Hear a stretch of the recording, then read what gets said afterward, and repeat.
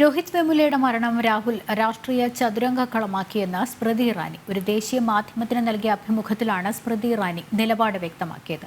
സ്നേഹത്തിന്റെ കട നടത്തിയവർ സംഭവത്തെ ദുരുദ്ദേശത്തോടെ തെറ്റായി വ്യാഖ്യാനിച്ചുവെന്ന് നിർമ്മല സീതാരാമനും പറഞ്ഞു.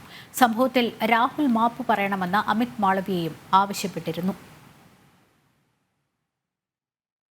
രോഹിത് വെമുല വിഷയത്തിൽ തിരക്കഥ തയ്യാറാക്കിയത് നെഹ്റു കുടുംബമെന്ന് സ്മൃതി ഇറാനി. രോഹിത് വെമുലയുടെ മരണം രാഹുൽ രാഷ്ട്രീയ ചതുരംഗക്കളമാക്കി.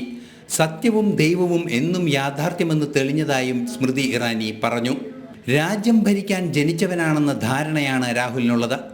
ഒരു ദേശീയ മാധ്യമത്തിന് നൽകിയ അഭിമുഖത്തിലാണ് സ്മൃതി ഇറാനി നിലപാട് വ്യക്തമാക്കിയത്.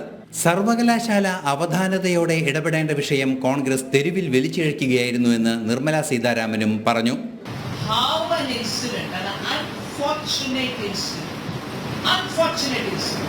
Without allowing the university to handle it with all sensitivity, was dragged across the streets of India, all over the country, and a narrative was built. Oh, this government is suppressing, this government is not allowing students, this government is against SCs.